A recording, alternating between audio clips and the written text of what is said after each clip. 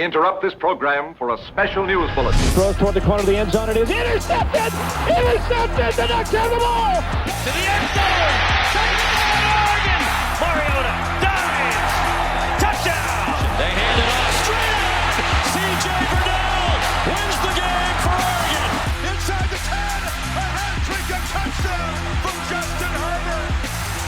Howard's going to run for it. Time runs out, and that'll do it! Welcome to the Big Ten, Oregon! They storm the field at Autzen! All right, Duck fans, here we go. Welcome to another episode of the Ducks Rising podcast, sponsored by Backer and Water Ave Coffee. I'm Zachary Neal, my co-host Travis Rookley. Travis, what's up, man? How we doing? Good to be back. Excited to talk a little ball. This game is just agonizingly long wait, so ready to roll. Luckily, not as long of a wait as we had last year, but yes, still Seriously. a long wait for sure. It feels like the longest 11 days I can imagine. Yeah, seriously. Well, I have been under the weather for the past few days, so thank you to, for manning the ship and keeping this afloat. Your episode with Jeff last week was great. I'm glad we got something on wax after that JMU game, but we made it. I mean, this is another game week, undoubtedly the biggest week of the year, biggest game of the year so far. You talked with Jeff last week about everything kind of leading up to this point, which I agree with. Like, you can make the case that whether or not people consider this season a success kind of hinges on whether or not they win this game. So, no pressure, no stakes. Like that's kind of all you can ask for.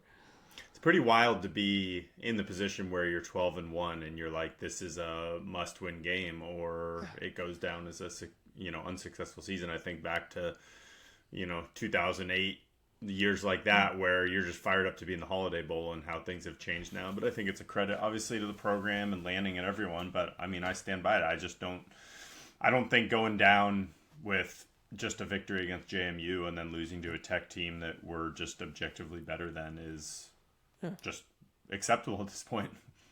And I mean, if this game was against, say, they got Indiana or Ohio State in this game, or Georgia, like, I think you could argue that, like, yeah, it's still a good season, but we think that we're better than Texas Tech. Like, I don't think that's a controversial opinion from Oregon fans, at least. Tech obviously has their different thoughts, which they're welcome to. But yeah, I think that we definitely need to win this game for it to be a successful season. I would agree.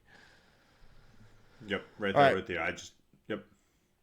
We got a great show today. We are going to dive into the Texas Tech game, give our own thoughts on the matchup. Before that, though, Travis had the pleasure of sitting down with Texas Tech's beat reporter Nathan Giese to get his thoughts on the matchup and help us preview that game.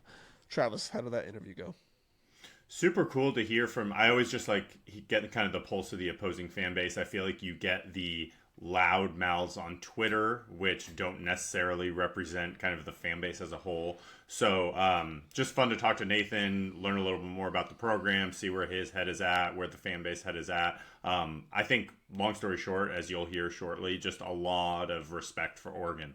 What we've built, the team we are. I think that the educated ones in that fan base acknowledge that they haven't seen a team like us yet. So always cool to just hear the other perspective and kind of see where they're at. What was his confidence level? I haven't heard that interview yet. I'm excited to hear it, but what was his confidence level? Are they thinking they're going to do this? Do they think they can go far in this playoff? I don't want to ruin. We talked a little prediction and kind of that stuff at the end, so I don't want to ruin that completely. But I think that they totally feel like they're going to be competitive. But like I mentioned, certainly a ton of respect and admiration for the Oregon program. We actually talked a little bit offline after the interview just about like some of the NIL parallels and other stuff with that, because I feel like their fan base is starting to feel what we had previously of like being the NIL boogeyman, basically. Yeah. And I think that they're still trying to reckon with, like, how much do we just embrace it and be like, yeah, that's us, come be like us, versus like, no, we develop all our homegrown guys and stuff like that. So I know we definitely share the same sense of like, everyone loves to blame one of us when it comes to anything money related. Yeah, these two teams have been like the poster children of the NIL era so far. So it makes sense. It's a fun matchup in that sense. Not much housekeeping today. We will have Jeff's film room after the Texas Tech game, and then we're also going to get back into the alumni corner. We're going to get it back running up here in the future. I think you can all understand that with the playoffs and with the holidays, it's been kind of tough to keep all of these balls in the air. So thank you for bearing with us. But with all of that said, let's go ahead and get into your interview with Nathan, and then we will come back on and give our thoughts on this matchup. All right, listeners, grateful to be joined by Nathan Giese from the Lubbock Avalanche Journal. Nathan, thanks for taking some time to join us and talk a little Texas Tech. Absolutely. This is a big game. Everybody wants to break it down in some fashion, right? Yep. Appreciate you having you here. We typically don't go into enemy territory, but we figured this big a matchup, this much on the line, is probably time to cross the lines a little bit. Yeah, I thought it was a little weird, the NIL collective reaching out for it, but, Tech's kind of known for NIL too, so it makes sense, right? I suppose we share that in common. So grateful for you here. Let's just start here. How would you say the fan base, just like Texas Tech in general, is thinking about this matchup, and like what's the level of confidence going into it? I would say that there's not really pessimism. It's more, let's just kind of wait and see what happens here. Because this is kind of the first time, probably since the Utah game, when Tech really made that statement of, oh, this is a team you kind of have to pay attention to. This is the first time they're not expected to just kind of roll over somebody. And with Oregon, they're just so talented every year. You got to have to kind of look at that factor of what does this challenge present with the Ducks. They got the offense, they got the defense, and as much as you want to say the Big 12 is a good conference, there's nobody like Oregon in this conference, especially with the way the offenses kind of operate this year. A lot of the offenses Tech has seen is they're very run heavy. A lot of very run heavy quarterbacks here. Or Dante Moore can run, obviously. That's not his bread and butter, where you have to defend the secondary a lot more than this defense has had to kind of do. And on the offensive side, you're probably not going to get up 35 points and be able to kind of coast the rest of the way. So how do you play into these late game situations where they just haven't had those yet this year? Is there a part of Oregon, whether you say offense, defense, or specific position groups, that you feel like is a specific thing that could cause concern or something Tech hasn't seen going through the Big 12, like you mentioned? I think it is the offense, just because as good as this defense is, and there's not a knock you can really put on the defense. I mean, it's been incredible all year for a reason. But Oregon's offense has a way to spread you out that this defense hasn't had. And one thing I kind of point to is one of the big downfalls last year was that as good as Jacob Rodriguez and Ben Roberts are at linebacker, they're not very good at defending the middle of the field passing game.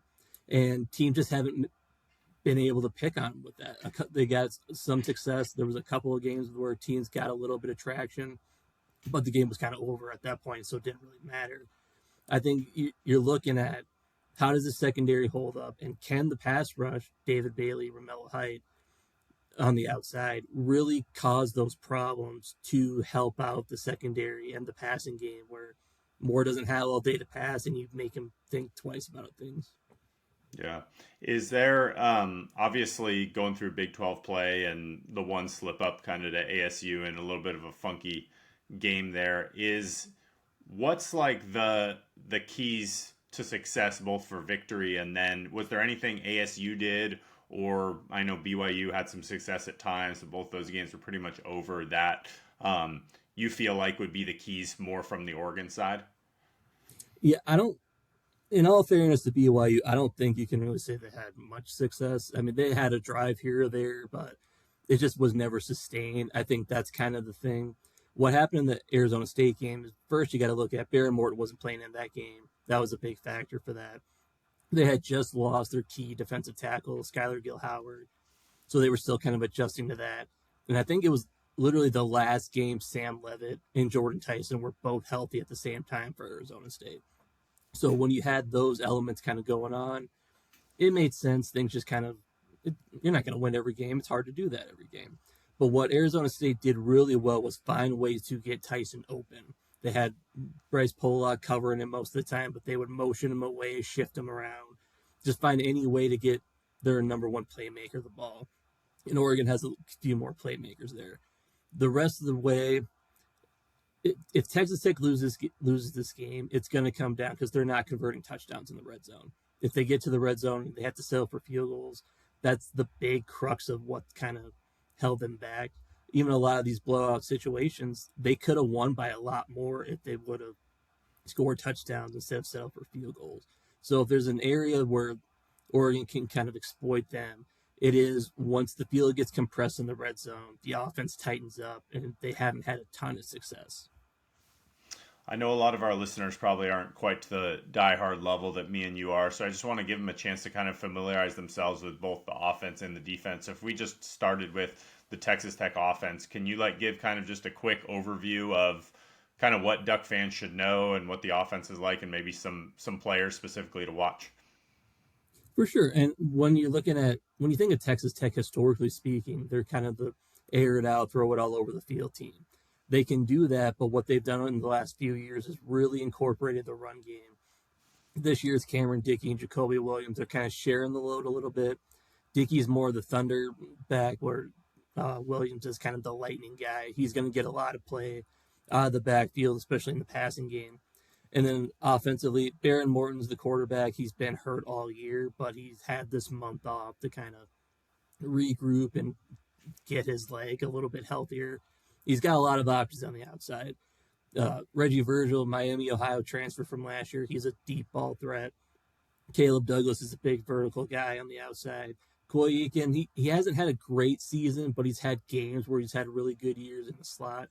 And then a tight end, Terrence Carter Jr., he's just kind of a beast. I mean, little kids thought he was an offensive lineman at Tech spring game because he's just that big. So there are a lot of different options there in offense. Everything can kind of click and sync. Defensively, you're looking at the edge rushers, Bailey and Hyatt. Obviously, they're on track to break the record for most sacks in the season here. And then Jacob Rodriguez, the guy in the middle. What he's really been able to do is, with that pressure Tech gets on defense, he can kind of pick his spots and where he's going and just figure out the best way to end the play, get the guy down, or force a turnover himself. Back to Morton real quick. I know there's been a lot of discussion about his injuries and just lack of running ability. I think there's a lot of Oregon fans who think he's your true statue back there in the pocket. Was that due to some injuries he's had, and is he a guy that can scramble for a first down if it's there, or is he really more of a true pocket guy? If he needs to, he can get out and run. He doesn't like to. They don't like to do it because they're very thin at quarterback. You don't want to get your starter back injured any more than he already is. If it's necessary, once in a while they'll call a QB run just to kind of keep a defense honest and throw them a different look. But they do not want him to run as much as, say, Tyler Shuck previously did, where he put his body on the line. But a lot of that is because you don't really necessarily need him to, but he's not the most immobile guy, but he's not mobile. And I think that's kind of the best way to put it. Yeah. I mean, in fairness, Dante's kind of a similar way. I mean, I think he'll run a little bit more, but he doesn't like to get out there unless he has to either. Right. I mean, especially when you're that valuable to your team, it's best if you don't. Not everybody's Jackson Dart or Haynes King just throwing head first into the defender. You're going to play it smart and just stay upright as much as possible. Yeah. Just last thing on the offense, you mentioned some of the red zone struggles. Is there a specific thing you feel like that's been the cause of that, or just kind of a litany of factors game to game? So this is my theory, and I've talked about this from the beginning. I think a lot of it is Morton. Not that he's been bad, but you got to consider he missed all of spring ball this year because he was getting his shoulder fixed, and he got the shoulder fixed. And as soon as you do that, then he gets the leg injury. So and I kind of wrote about this today, is that once he started trying to figure out how much pop and zip he can get into those tight windows in the red zone, then he's got to favor a leg too, and how you kind of compensate for those things. So they're running a lot more in the red zone than they probably would have anticipated, but they're finding different wrinkles. They started using, at least in one game, Reggie Virgil as a rushing option out of the backfield because he is so fast. They have different ways of doing it, but it's just never been consistent to this point of this season. Yeah. Just switching over to the defense, obviously a ton of conversation around Bailey and Height, and I think those two are obviously a couple of hell of a players. Last year when Oregon played in the Big Ten championship game against Abdul Carter, like they had a lot of success just running straight at those twitchy edges and having success against that. I know there's been some discussion heading into this game, like how gettable are Height and Bailey in your mind, just like in the run game, or are they true pass guys, or are they, versatile and can do both? Well, that was kind of a knock on Bailey when he came in, but he wasn't great against the run. So teams did kind of test him, like, how are you kind of handle this? But he's really sure that part of his game up. He's gotten a lot better. And as long as he's being able to set the edge and make sure guys don't get outside of him, he's been pretty good there. Height is, I'm not saying you can go right at him, but he's a lot more like the true pass rush, get in your face kind of guy.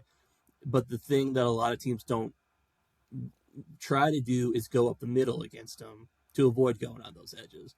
Well, that doesn't really work because Lee Hunter's a mammoth in the middle too. AJ Holmes Jr., same thing there.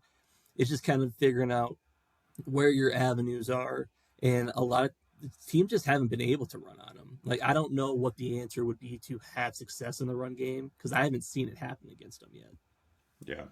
Yeah. I mean, that's been, I think, just on the Oregon side of things, the biggest discussion point is like, can you run the ball with success so that you can avoid third and long and, stop the ability for these guys to pin their ear back and get after the passer? Would you say the general defensive success / pass defense success comes down to just having those A+ all world edge rushers, or is that secondary, you think, at the same level as that front seven?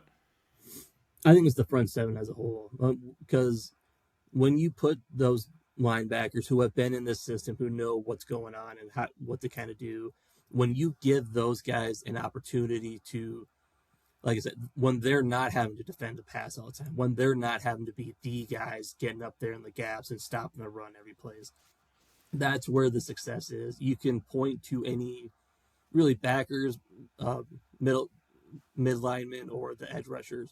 All of it just works. It's like it's cohesive unit that makes it all work. It's not just one aspect to it. And I think if you take one of those aspects away, the other two just suffer from it. Yeah.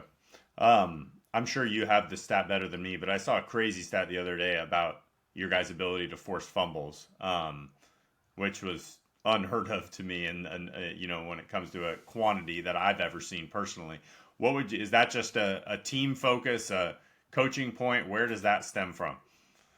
A lot of that is Jacob Rodriguez. He's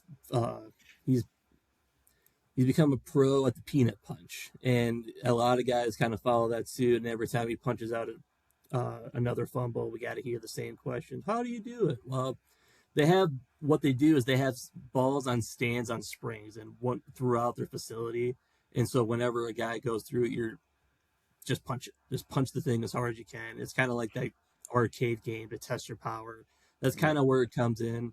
But they've had a lot of them where gang tackles and guys just get their head right in the ball and then it comes out. So you're trying to stay up with four guys and somebody just kind of pokes their head in there and does it. They've done it in a lot of different ways. The peanut punch is the number one thing for them, though. Well, it may be forcing that or something else, but I'm curious if you had to kind of fill in the blank to this, which is Texas Tech wins this game, what would be like one or two things that pop into your mind as the biggest keys? They do it if they avoid the explosive plays on defense, if they can keep guys in front of them on defense, and even if they have a little, Oregon's going to have more success on offense than most of the teams Tech has faced this year. That's just going to be the reality of it.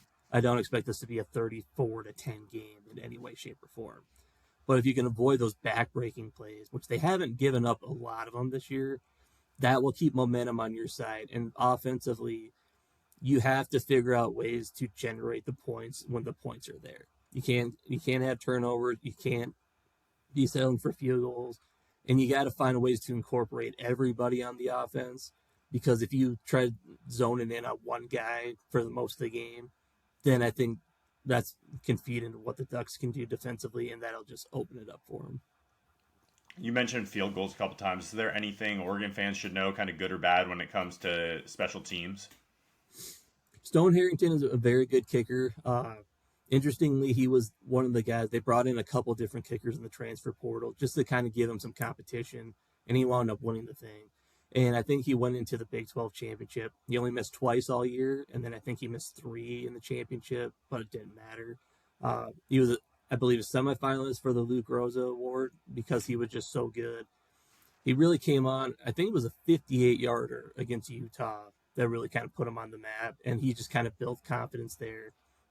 Punting wise, Jack Burgess, Aussie punter, came from Weber State. Sometimes he doesn't get much time on the field, but he's been pretty solid when he does have to boot it there. In returning, Jacoby Williams is the guy that if there's a play to make in the return game, it's going to be him.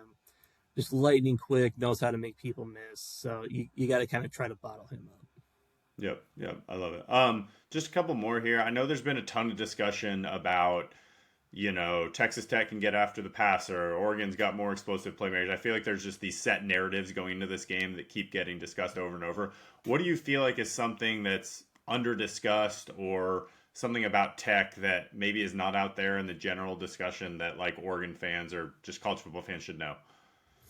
So I just had an interview with Sirius XM, Danny and Dusty, and Danny was kind of mentioning when he watches Barron, he's not overly impressed. He's just kind of a game manager. But what I think gets lost in that is consider the fact that Morton has only started and finished about 4 games this year, be it from injury or because they were just blowing guys out. He hasn't had to play the entire game. He still put up 2,600 yards and 22 touchdowns. So I think that's one aspect of it that kind of gets lost in the shuffle. But on top of that, too, is, like I mentioned, they haven't had a close game. The one close game they had, they lost and Morton wasn't playing. So we don't know what this offense is going to look like with Morton running it in a close game where you have to have a score, you have to get in position for the go-ahead field goal or something like that. So I think that's something where if it comes down to that, that's going to be kind of grit your teeth, let's go and see where this goes, because we really don't know because we haven't seen it all year. Yeah. I know you're heading out to Miami tomorrow, and I know Tech fans were probably saying a little preaching to the choir when Coach Lanning mentioned that this game should have been held in Lubbock. How much frustration is there right now that this game's not at home and or at least in Dallas down the road? Yeah, there was a lot of confusion about why they weren't in Dallas for it, but because this is so new for everybody and all the mechanisms of the CFP, they didn't really understand why Tech would not be in Dallas regardless of it. What I thought was kind of interesting was that even before they got to this point, Joey McGuire was kind of talking, no, we want this bye. And he was basically willing to give up the home game to get the bye for us to have this month-long break.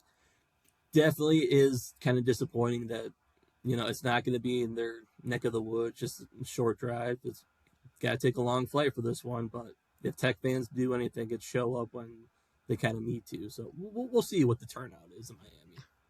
Yeah, I mean, it's so interesting because this is kind of where we found ourselves last year where we were, playing Ohio State, never got the home game, got the bye. So it'll be interesting to see if some of the same stats coming off the long rest and different things play into this game, because I know that was a big discussion point for Oregon fans last year was like, did we have too much time off?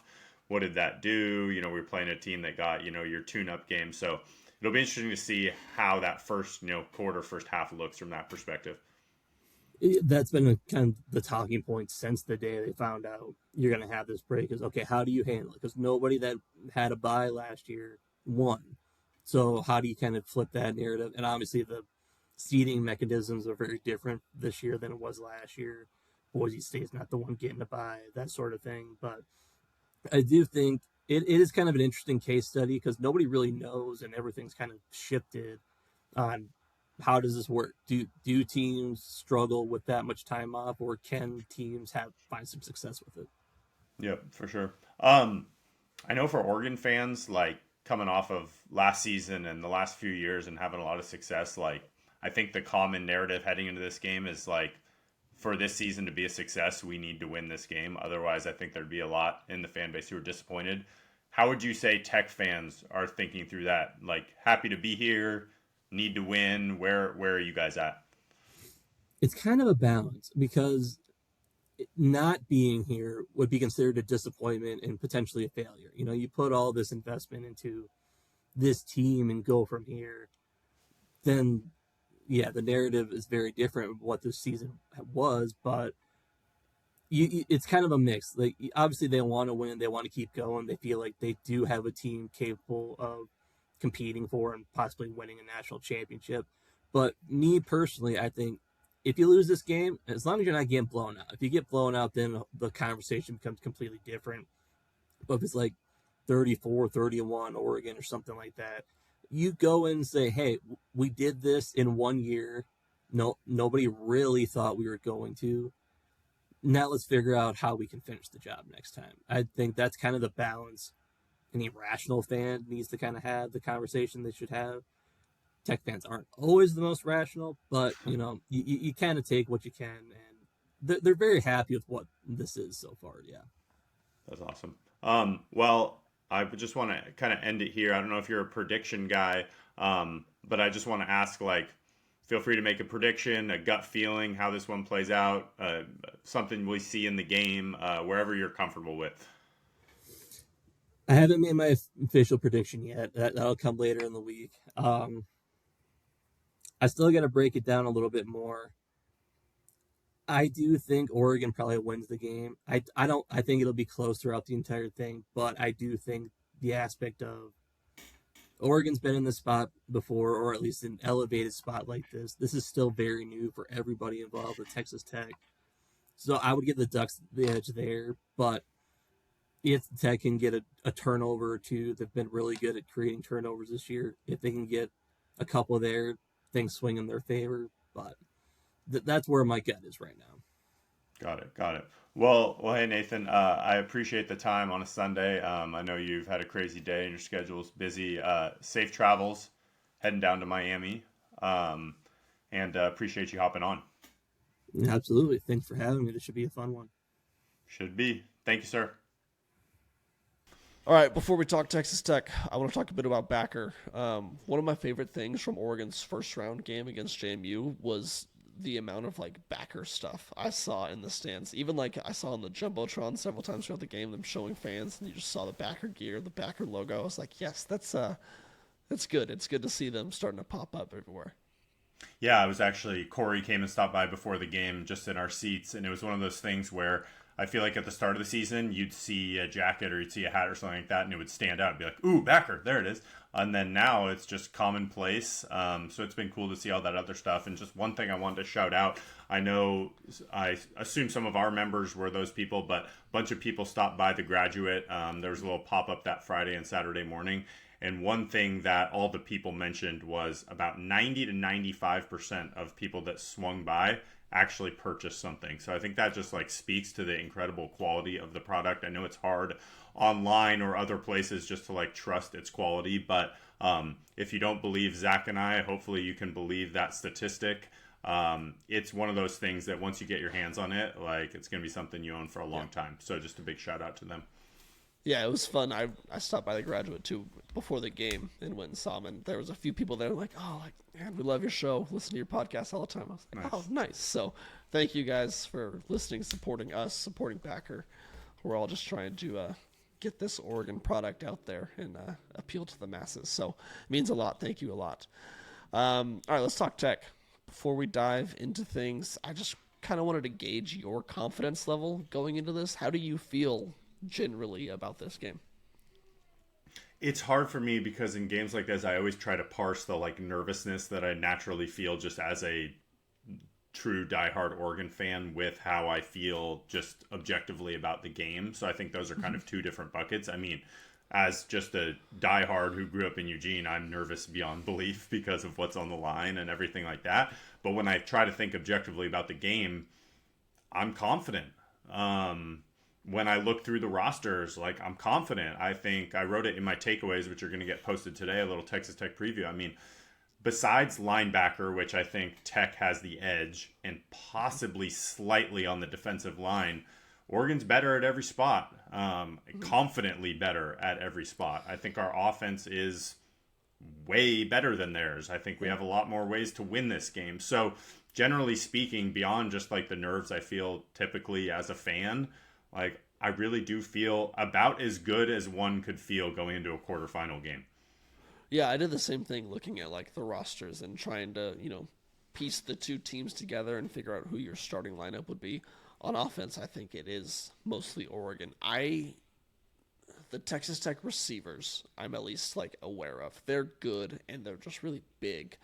Are they better than Oregon's receivers? I don't know. I mean, I think both teams feel really good about who they're bringing to the table at that spot, but quarterback, running back, tight ends, offensive line, I think you're taking Oregon everywhere. Defense, yes, they've got the linebackers. I think you would take Oregon. Secondary, defensive line, I mean, David Bailey or Mateo. Like, all right, pick your poison. I think both teams feel really good about who they have coming to the party with them. But yeah, I'm feeling the same way. Like, it's, you don't want to get overconfident, but it's like I don't know, all the research I've done, the stats I've looked at, the numbers, it's like I think that Oregon has a really good shot here. Like I was not surprised to see the betting line move a little bit in Oregon's favor over the past couple of days. I think that as people go deeper into this game, they're realizing like, yeah, this is a really, really good team. They're kind of set up for something special if they can get past this game.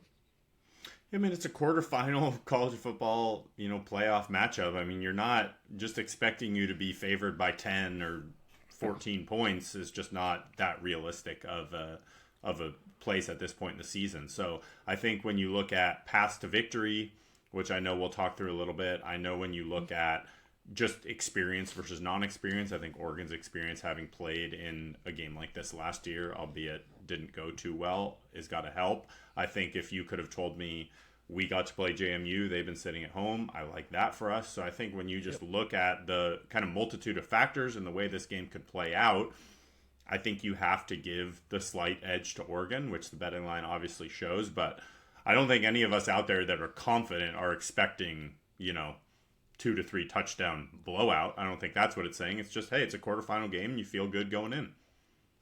Yeah, I'm really curious. We'll talk about this later too when we talk about the whole college football playoff slate. But we're gonna learn this weekend, like, just get more data points in that layoff. Like we saw it happen last year with all 4 teams that got a first round bye. They all lost. How's it gonna look this year? Like, is that gonna happen to Tech like it happened to Oregon last year? Like that layoff, we're really gonna learn more about that. So you can't put numbers to that exactly when previewing this game, but it's something like just to be aware of that Tech has been off for this long stretch of time while Oregon got a warm-up game. So I don't know. I'm looking at that going forward. When looking at this matchup, what intrigues you the most? Like what are you most interested in seeing on Saturday? I think just how we attack their defense. I mean, I think that so much has been discussed of all their defensive stats across the board. I mean, I talked about this with Nathan, but we have crazy like forced fumble statistics that Tech has. Their rush defense has been really, really elite all year. Their edges, obviously, ton of pop off the edge. I'm just curious how much of that is matchup dependent based upon their schedule and how much has been actually they are like truly the elite of the elite. I mean, if you look across the board, you'd think they have as good a defense as Ohio State. Like, maybe they do. I don't know. I'm just curious to see how we attack them early. And, like, are they a byproduct of a Big 12 schedule, or are they truly, like, one of the best defenses in the country? Yeah, I think that's what I'm interested in, too. Like, this game is won and lost based on what Oregon can do offensively. Because I'm not too stressed about Tech's offense putting up 35, 38 points. I think Oregon's defense is good enough. They match up well against finally a non-mobile quarterback, which they've kind of seen exclusively mobile quarterbacks over the past 2 months. I think this is a game where Oregon's defense can, get after the passer and kind of plug some rushing lanes and get there on those third downs, should they be able to get to them. But yeah, the offense and Will Stein's ability to kind of scheme up this Texas Tech defense and get the ball in space, and I'm excited to see what he's been able to do, having the better part of a month to prepare for this game. Because yes, while they prepared for JMU, they, I think we can say, felt confident that they would get past that and be set up for this game.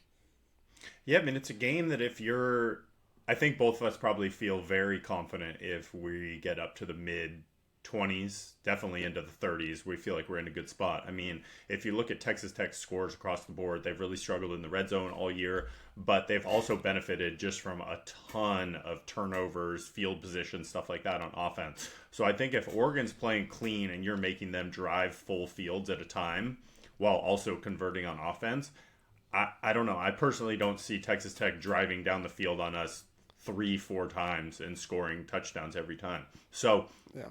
to me, that number, you get up to 24 probably and above, as long as it's a clean 24, I start to feel good. But I mean, we haven't blown good defenses out of the water all year.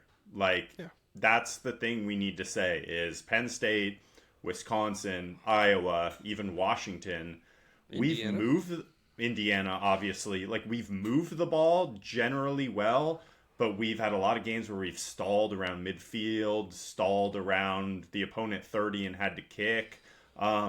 That's going to be huge in this type of game. I mean, if we come out and get sevens, it's going to put them in a tough spot behind the ball that they haven't been often this entire year. If you could play Will Stein's right-hand man for a day, what are you telling him for this game? What do you want to see the offense really lean on, if in a sense, going into this game? Another thing talked about with Nathan a little bit, I want to see us run right at those edges early and see what kind of success we can have.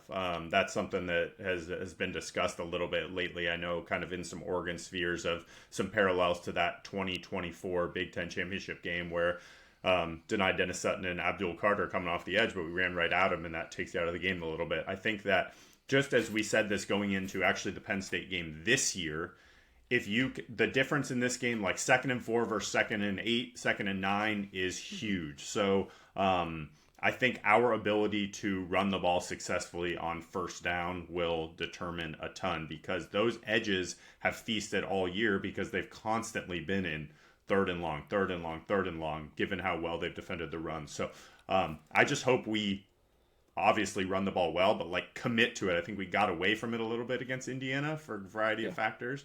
I just hope we like commit truly to that. Yeah, I like that. This is a game where you gotta be conscious of just running the ball as much as possible. I really want to see them. I mean, it sounds intuitive, but like just spread the ball around. Oregon is in a position where they have so many playmakers who can do something. I mean, you've got literally 6 to 7 guys on offense who can do something with the ball in their hands. Asking an opposing team to keep track of all of those players. I mean, Tech's got a great defense, but have they faced an offense anywhere close to Oregon this year with the number of weapons that they have? Not at all. Like, they can stop an offense that has, 1 great wide receiver, 2 great wide receivers, and a running back. But when you got 2 elite tight ends, 3 elite wide receivers, 3 really, really good running backs, like, if Dante can do what he's done all year, he's been really good at that all year. Just dispersing the ball, getting even touches across the board, not loading up on one player. I mean, Decorian may be fully healthy. I don't want to see him have 9 to 10 targets. I want to see him have 4 to 5 and have Malik have 5 and Gary have 3 and then, Jamari have at least 3 or 4 and Kenyon have 3 or 4. Like, just spread the ball around. Make them unaware of where you're going at any certain time. Don't let them double anyone. And if they do, great. Have them double someone and go somewhere else. So the strength is in the numbers, as Oregon has always said. So just make sure that you use those numbers and create the advantageous schematics. Yeah, 2 things on that. I think, first of all, I mentioned it kind of in my monologue the other day on the pod, but I know there's been a lot of discussion around Evan Stewart, and I think he certainly could provide a dynamic at some point in the season that could be interesting. I just hope we don't go away from 12, because I love Jamari Johnson and Kenyon Sadiq against these Tech linebackers. I think that's their one weak point that they have. I trust them to win against safeties. I trust them to win against DBs. I don't know what type of body can guard those 2, but not a lot of people in the country have it. So I just hope we stick to that 12 and what's been successful running and throwing the ball. And then 2, just off of what you mentioned, like explosive plays against good defenses are backbreakers and are crucially important. It is hard against good defenses to drive the whole field. That's what we were talking about against these other teams we've played this year. Is we've moved the ball a little bit, but we've just struggled and bogged down a little bit when you get to the 30. The easiest thing to solve that is hit one over the top from the 40 or the 50, and you're in the end zone. So Benson has been so good at that. J-Mac contested catches down the field. Like, I want to make sure we still take our shots. I think that was one thing we didn't see a whole ton of. I think back to like Penn State, I think back to Iowa, like we didn't push the ball down the field a ton. So I hope we see what we've done the last month, kind of November-ish, continue this game.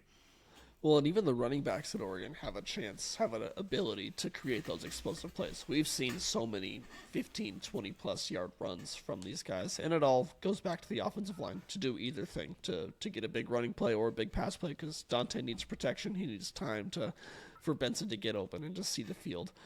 And I love just hearing the offensive line this week and Stein, like, these guys are pissed off. I know we talked to Jeff earlier this week. These guys are mad that they did not win the Joe Moore Award, and I think they are ready to prove against one of the best defenses in the nation, one of the best front sevens, that they are the best offensive line. So I think that we see a game where Oregon is a bit of a bully up front, and they've really got something to prove. I'm just excited to see like the fire that they play with. Yeah, I mean, there's no better challenge out there. I think best run defense in the country statistically, or right up there. Lowest yards per carry, I think. Yeah, so I mean, you want a challenge. All you hear all week is number one rush defense in the country, 2 edges who are going to go high in the NFL draft, haven't faced any tackles all year who have protected the quarterback. So the challenge is right there in front of them. And yeah, I'm like you. I mean, the personal nature of it has felt different this year. So nothing. I mean, those guys control the game. If we run the ball and protect more, I mean, then we're up into the 30s. High 30s, and I think this game is totally in hand. Same question, but on the defense. If you could play Tosh Lafleur right-hand man and, tell him what he needs to do for this game, not as if we know more than he does, but what would you want to see this defense try and do to scheme up Texas Tech?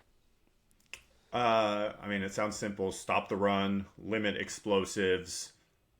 Could we get a 3rd down and 2 stop one time this entire season, do you think? Great. Or a 4th and 1 stop one time? I don't think I can remember one. Just get off the field, yeah. Oh my gosh. I don't know what's going on there, but that would be lovely. I think just making them drive full field and earn 7s. I think, like, expecting in a quarterfinal game you to limit a team to 200 yards isn't realistic. They're going to move the ball a little bit. They got good players on offense. Their running backs are good players. As you mentioned, their receivers are good players. They got no one that's going to, like, be an A+ dude. They don't have a Mekhi Lemon that you need to key on, someone like that. But they've got good players across the board. Their tight end is a weapon that they'll use. So I'm expecting there's going to be drives where they're moving it into our territory. But can we hold them to 3s over 7s? That's going to be a huge key. So I expect that. Cover 2, 3 safety look. I expect some high shells. Like, I expect that we just try to limit those explosives over the top and make them earn everything they can. Yeah, I think it was Jeff saying, I think it was probably with you last week, that this kind of seems like a game plan defensively where you go into it like you did at the Washington game, and you sit in that cover 2 shell with the 3-man safety and say, hey, run the ball if you would like to. If you want to, run for 4 or 5 yards a carry, like, that's fine. We don't really think you have the patience because you like explosive plays so much. That worked against Washington because Jed Fish is Jed Fish, but, will Texas Tech be able to do the same thing? I don't know. But I wouldn't be surprised to see that kind of game plan going into this because they want to limit explosives so much. Just how they want to get them on offense because they want to break that defense. I think that's what they try and do. They really try and make this a long, methodical game when they're on the field, which somewhat worries me because I don't want the defense on the field that much. That was one thing that worried me against JMU, that the offense was scoring so quickly that it's like, all right, the defense needs a little bit of time. But, I think that's the number one key is stopping explosives. Well, you can play that way if you are moving the ball and scoring on offense. The way that doesn't work is if you're down 10-0 and they're running for 4 yards on every play. So that defense works great if your offense is holding up their end of the bargain and scoring and you're consistently in the lead. and just holding teams to 3 or 0 or an occasional 7. So Yeah. first quarter is going to matter a lot. I mean, Texas Tech has not been behind much, if at all, this entire year. Their offense is not designed to make up for that. If we can get up 2 scores, I feel lovely about the game. I was going to do this after game flow, but since we mentioned it, I will move it up. Give me a first quarter score that would make you feel comfortable. 10-3. Okay, are you comfortable with 10-3? You feel pretty good Great. there? I feel Okay. great about 10-3. If we, I mean, as long as we're scoring, I just feel great if we can get, honestly, if we get in the end zone in the first quarter and Moore looks good, I'm great. I'm in a great spot. I'm almost more, I don't mind if they score in the first quarter. I don't mind if they, scheme up a drive or something like that. That tends to happen in these games. To me, the bigger focus is like if we're running the ball successfully and Dante looks good, I'm in a great spot. 7-7, how you feeling? A little antsy? Yeah, I mean, I'm going to feel antsy. I'm going to feel antsy if we're up 17-0. But, yeah, I mean, it's fine. Once again, like, it depends how it looks. Yeah. I think that determines a lot of it. But I say this a lot in, like, big games like this. Like, we just need to not freak out if they, like, put together a drive early. They've had a month to plan for it. They'll probably have some good stuff that we haven't seen yet. It's going to happen. Are you asking Duck fans not to freak out or anything? Well, I mean, I'll be freaking out right. I'll be freaking out right with them, but I'll just deep in my mind tell myself it's okay. We're fine, yeah. All right, game flow. This feels like, the game that this segment was made for. Oregon wins this game. If they do what? They lose this game. If they do what? Let's start with wins. I think stay balanced on offense is the biggest thing. I think every team against Tech this year, besides ASU, which was the one game they lost, has been one-dimensional. I think when you're one-dimensional, that just plays into exactly what their defense wants. So I think if I had to identify one key on offense, it would be to stay balanced. I think a clear second right there is, like, not fumbling the ball. They are crazy animals, those linebackers, getting the ball out. We talked with Nathan a little bit about that, obviously. So you stay balanced on offense and limit / don't have any turnovers, and I don't see many paths to victory for Tech. Yeah, for me it was all about turnovers. I mean, they have such a good nose for the football that Dante gets an early pick. We've kind of seen him sometimes get a little bit rattled, like we saw it in the Indiana game. Like he said that he just made the moment too big for him.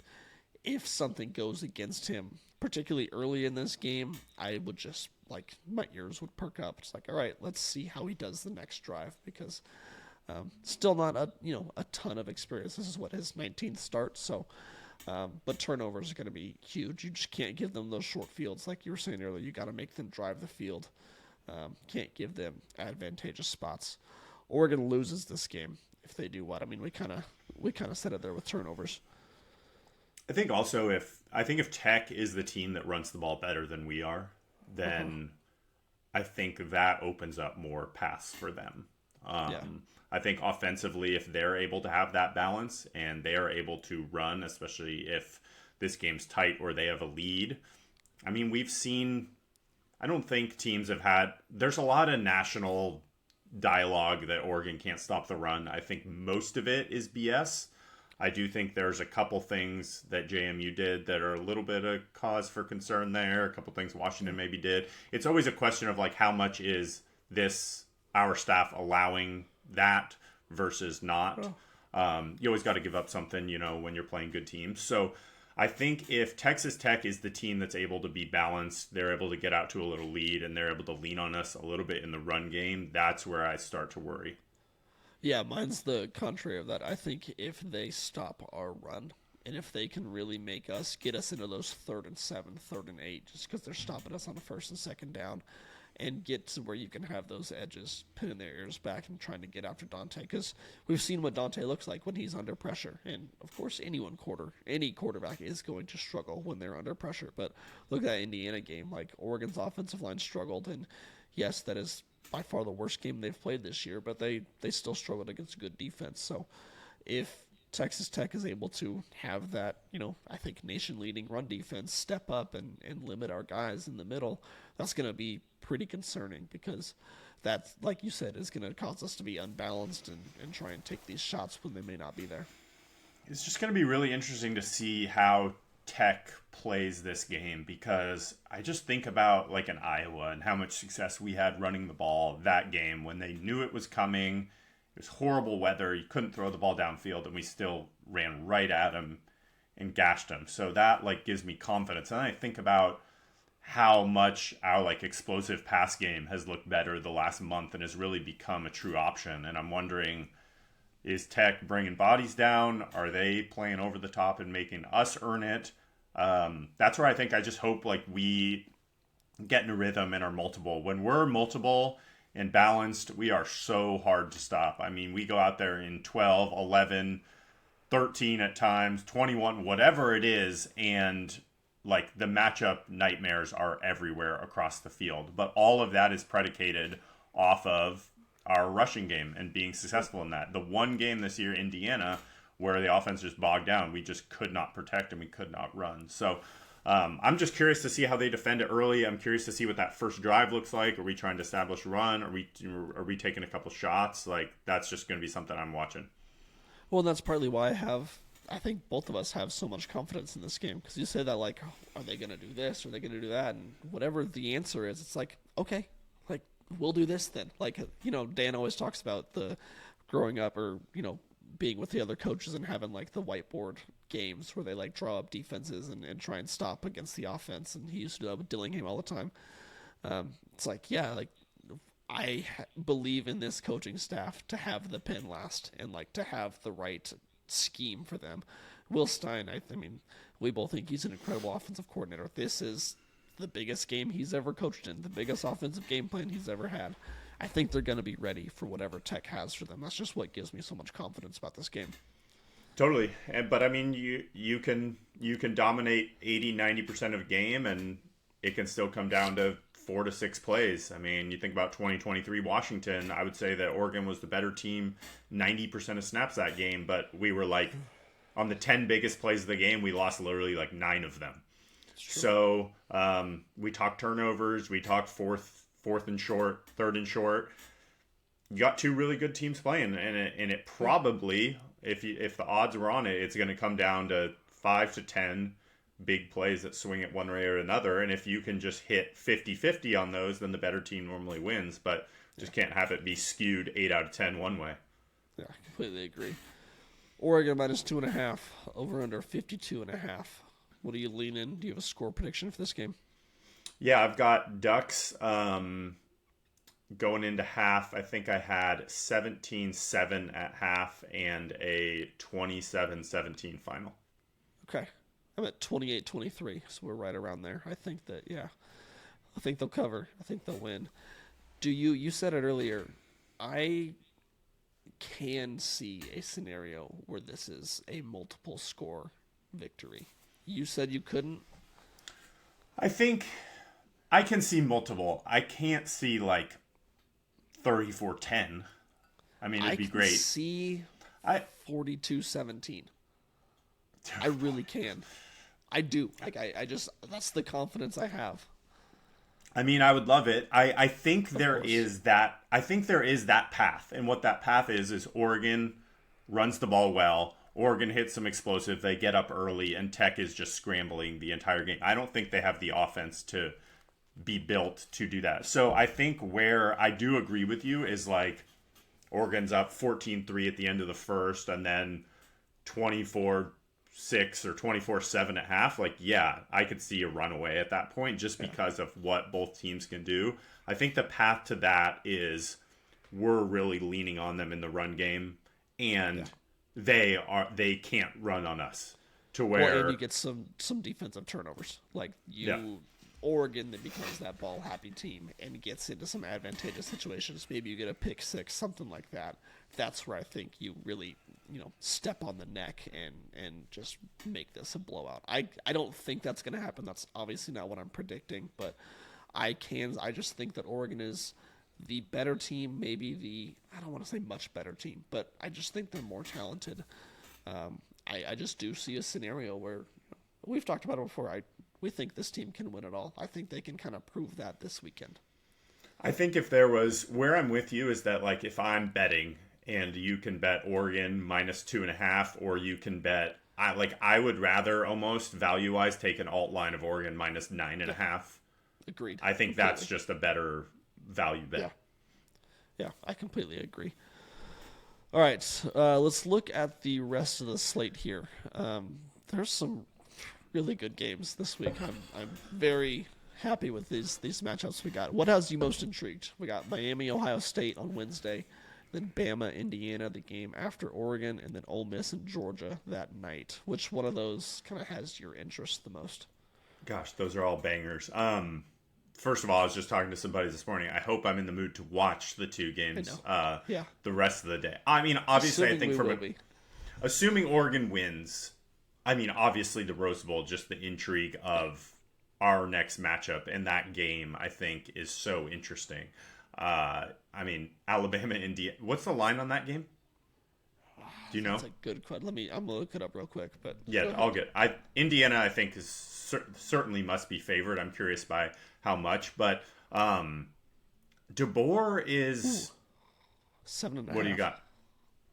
Indiana -7.5. Oof. I mean, if I had to bet on that, I'm taking Alabama every time with 7.5 points, just because DeBoer is scary, man. He is no one I ever want to have on his side against a 6-6 team, but something about him against top 5 teams, when, he's got everything against him, whatever it is, he has an ability to cook up stuff on offense that I think is really, really good.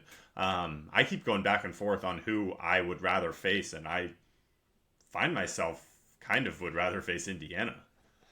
Yeah. Which is wild to want the number 1 ranked undefeated team.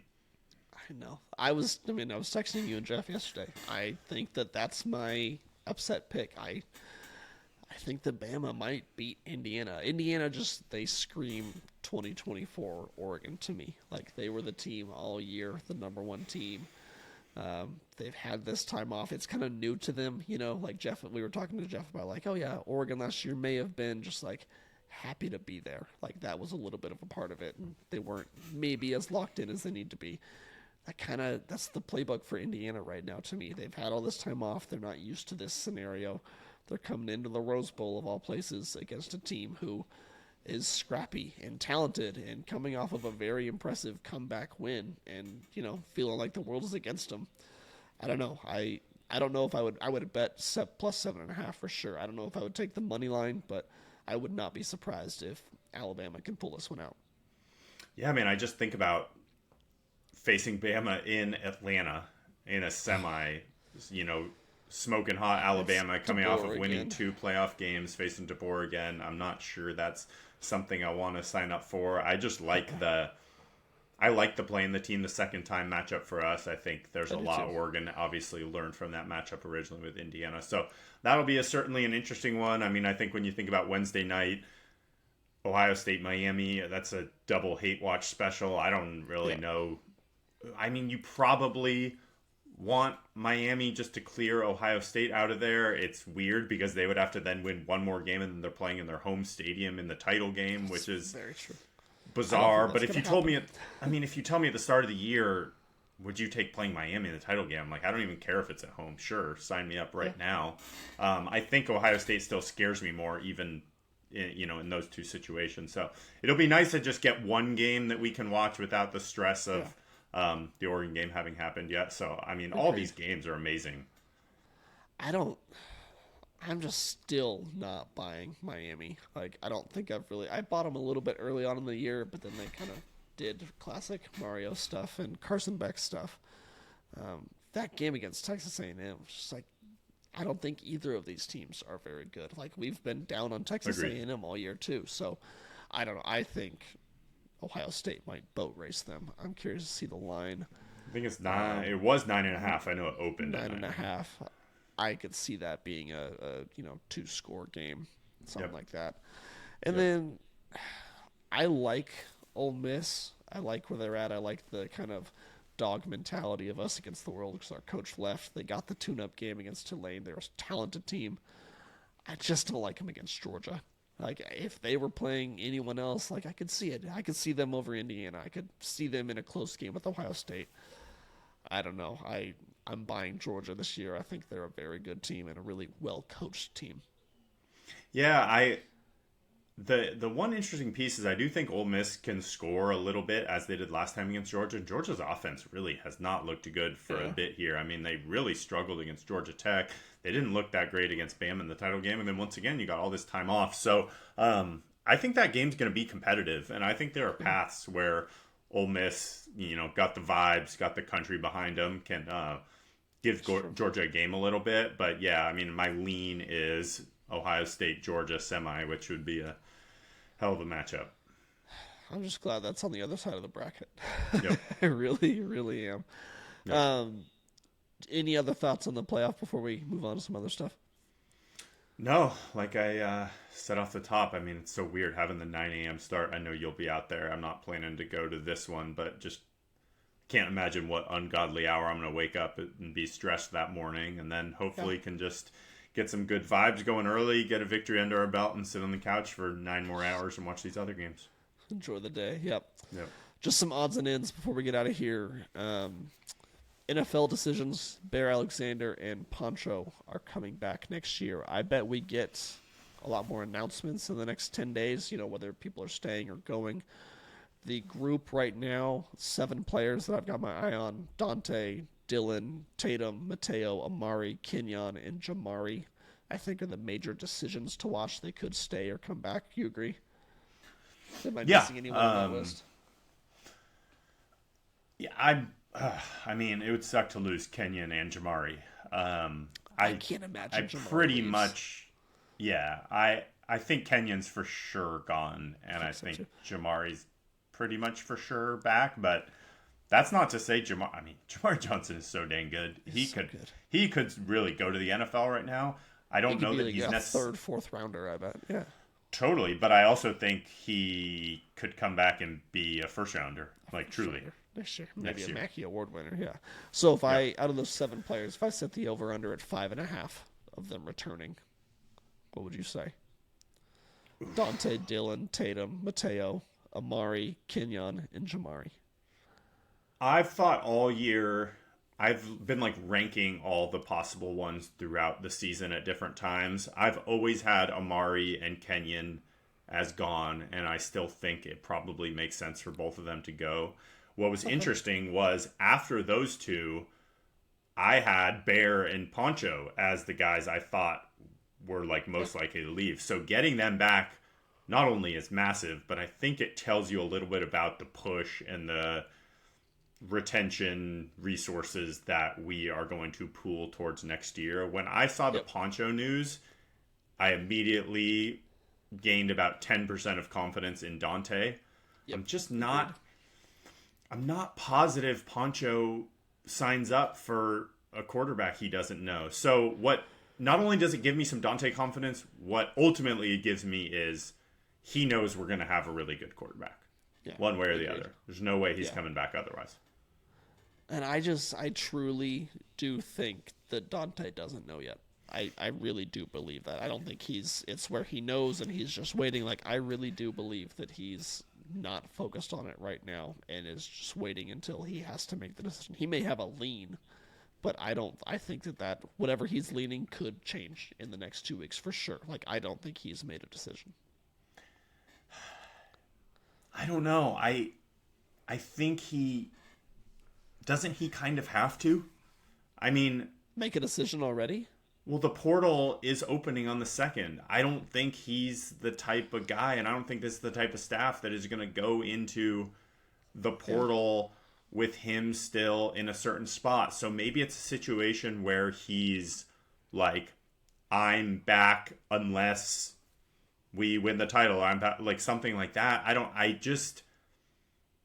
I kind of think the staff has to know soon. They do need to know. The last thing this game. Yeah, I mean the last thing you can have is Levitt go to Miami and then Mestamaker goes to Oklahoma State. And so I have no doubt we've done our homework. I have no doubt the staff knows probably right now who is the next guy. I assume that's literally in place now after Dante. But that next guy needs to know his next move in case Dante gets back. So I think 80 or more % of the decision is at least known between Dante, his family, his agent, and the staff right now. What do you think it is? I think he's back. You think so? Okay.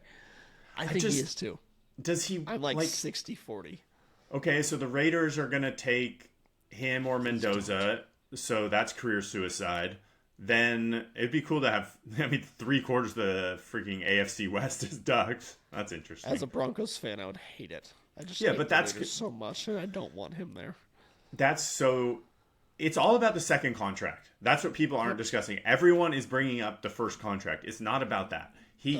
Cam Ward was like 4 years, $40 million. That's $10 million a year. He can get somewhere near-ish that. It's fine. That money's negligible whenever he gets it. It's the second contract. So his chances of getting that $50 million a year or more second contract being the Browns, the Jets, or the Raiders quarterback is just not high. Unlikely. Those just aren't good situations. And I just continue to come back to okay, you come back next year, worst case, somehow you're the third or fourth quarterback, then you can go be Bo Nix, or you can go be one of those guys. So, I don't know. I'm just going to keep my optimism. Well, yeah, I agree. And if he's that good, if he's deserving of being the number one quarterback, prove it. Do it again. Come back to school. Do it again, and be that number one guy in this loaded draft class.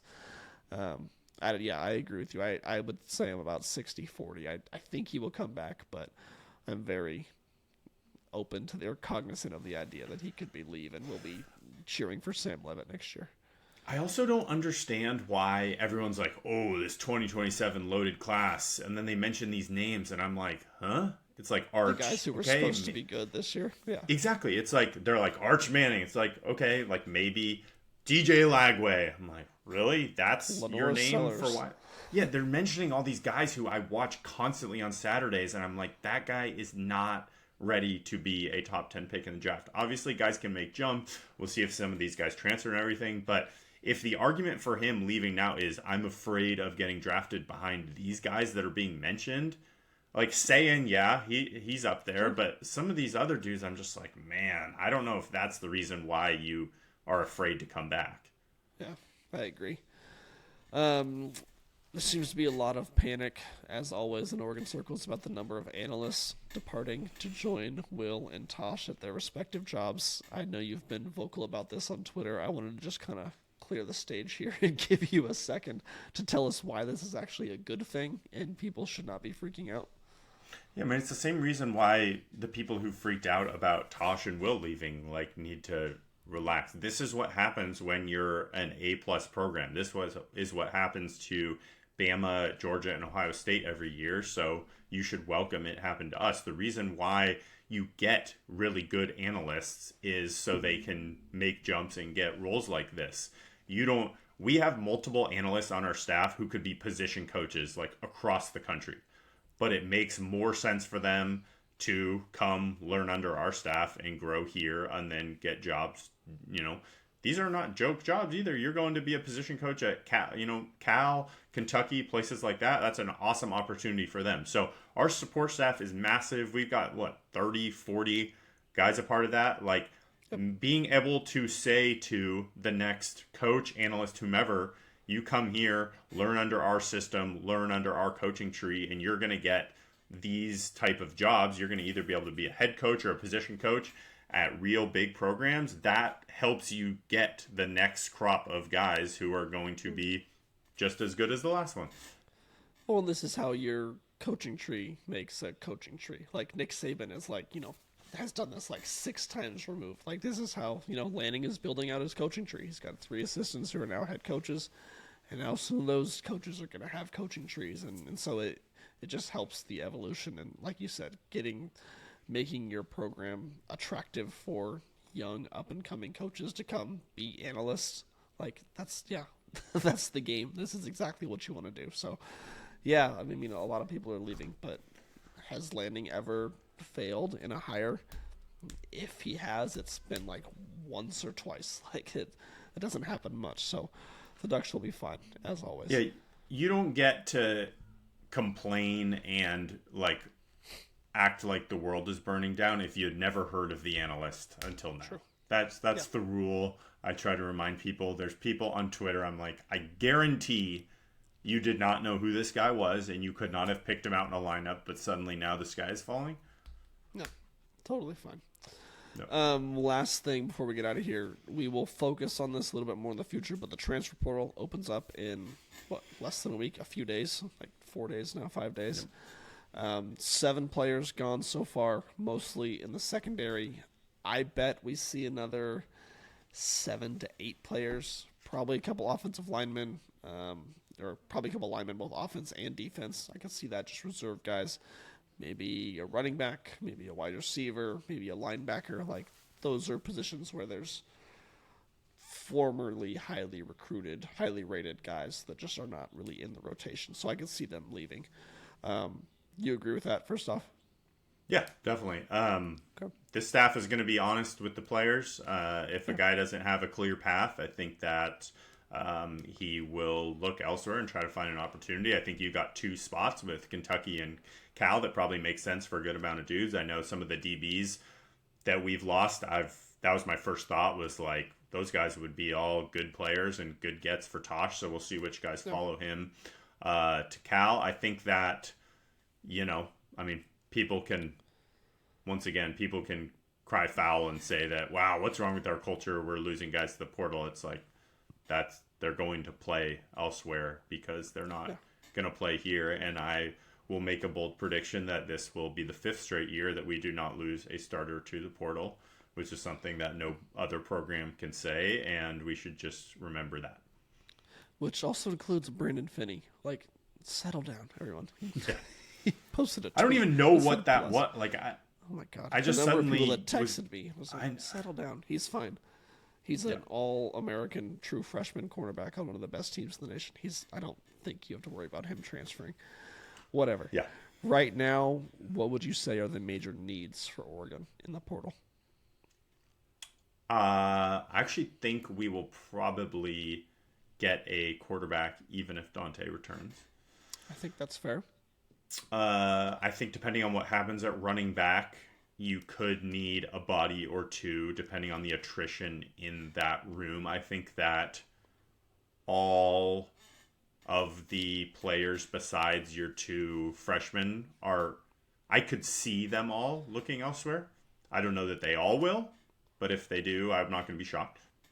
I think that hinges on Mackay and what he plans to do. If he returns, which I honestly think really might happen, the fact that he's still here and still playing, and he said he was going to redshirt several months ago, and did redshirt, but didn't transfer. He's still here. I think he does return. If they go into next season with Dier and Jordan and Mackay and, name one other, DeJuan if he stays, then Tredarian, that's a really, really good backfield. So, I could see them bringing in a running back if Mackay leaves, but if he stays, I don't know if they do. Maybe a little depth piece. Yeah, I think you need 5 there no matter what. So, whatever gets you to 5. You got the 2 freshmen, you've got Tredarian coming in, so whatever the other 2 are, that's going to be important, and I think that it's important you get to that number. Receiver, I think you're looking at a big fish, possibly one that entered the portal today, but maybe like a big body. But you're not just bringing in a filler at that position. That's been something that myself and others have been adamant about. You're not just bringing in your Mountain West, 3-star receiver that's put up good numbers somewhere. I think it's got to be an A+ guy to come in. What was his name Lanning's first year? White guy, never saw the field. I know who you're. What was his name? Texas boy, whatever. Doesn't matter. I know who you're talking about, but yeah. So I think I could see one at receiver. I don't see anything at tight end. On the offensive line, now that Poncho's back, I was going to say center, but not anymore. I think you could see probably one there. I'd like to see us get a surefire tackle. I don't think if you're bringing back what we're trying to retain, especially if Dante's back, I just don't think you're going to see this staff necessarily like take a flyer on our unproven guys at tackle. I think there's probably one guy in there that's ready to roll. I would just be surprised if you risk the unknown of that, given what else you've invested in the roster. Defensively, I think you're pretty good in the secondary. You're pretty stacked there, at least as far as starters go. Maybe you get some depth guys like a Theron Johnson type at corner, just a veteran guy. But obviously the number one spot is linebacker. Like, you need a dude at middle linebacker because you're losing Bryce. And this team has just needed a plus, even an A- linebacker over the past few years. Like, that feels like the one piece that has been missing from this roster in the Lanning era. I'm excited to see what the defense could look like with one of those guys. But I feel like that's somewhere that may be number one on their board going into this portal cycle. Yeah, I think you go like surefire linebacker who's started elsewhere and you know what you're getting. And then I could even see a like younger guy who you like, bringing in him as well. I could see a world in which you explore edge just for a different type of body there, depending on what happens with Mateo and Tatum. I think just getting a little more twitchy at that position if somebody presents themselves. I mean, that's going to be a sought after guy no matter who it is, but if he's out there, I think you could see Oregon go for that. And then, yeah, I mean, it'll be interesting with the secondary. We'll see what happens with Thieneman. Obviously, Lopa's departure. I think if there's another Thieneman type, I could see that happening. I know they're super high on Trey McNutt, so there's a world in which you just roll with McNutt and Flowers, but I think there's also a world, especially with the 3 safety look, where you get a guy if he's out there. And then it'll be interesting to see Star as well. I mean, all of us felt good coming into this year, and then we bring in Jaden Kennedy, and we're questioning that, and he's been amazing. So I think this staff will be resourceful, and given the lack of corner depth now with a few different departures, I think you could also see, as you mentioned, just kind of another body back there. Yeah, the two people that come up to me in those conversations are, one, how quickly is Naeem prepared to like step into that, I think, star role and be like a legitimate guy to replace Kennedy. And then with safety, like, how quickly can Jet play? Can Jet be like what they thought McNutt was going to be? Can he be like a Finney and step in and actually be a player next year? Does he take a little bit of time to develop? He's got the tools to be a really, really good safety, especially in that 3 safety look. Like, he's so rangy in that middle linebacker spot. So those are two things I'm looking at. But yeah, I could see a couple of moves in the secondary. It's so interesting now because there's no spring portal, right? Correct. I was the only one. So you've just got 14 days to know what you've got, and you haven't seen a lot of your early enrollees. Maybe you've seen them for 10 days, maybe even less, and you've got to know exactly what you need. So I could wonder if you start to see staffs like ours that are really going for it, err on the side of caution a little bit and just try to bring in a few extra bodies just to kind of set a floor for the room, given the scholarship limits are kind of out the window now. So yeah. I could certainly see maybe you take a few more flyers or maybe just depth pieces, but not being able to go back in the spring if you're really trying to go for it might lead to a little bit different approach. We'll see. Well, all while potentially, hopefully, preparing for a semifinal and championship game. Just so insane. Random. Yeah. Yep. Insane. All right. Do you have anything else before we get out of here? This is a long episode for everyone. Hopefully traveling to Miami and on an airplane while listening. There you go. No, I hope to be on the road to Miami listening on an airplane in about 2 weeks. So hopefully we'll see you back there. Yeah. Our plan will be to be back on, I think, after the game. Luckily, it's an early kick, so we should have time to recap whatever happens. Hopefully have a fun podcast. But I think that should be our plan right now, and we'll try and talk to you then. Until then, check us out on YouTube. Find the Ducks Rising podcast on Apple or Spotify. If you'd be so kind, give us a rating and a review. Most importantly, go over to Lockerverse and check out Ducks Rising. Subscribe now and support the program. Let's rise together. We'll talk to you later this week.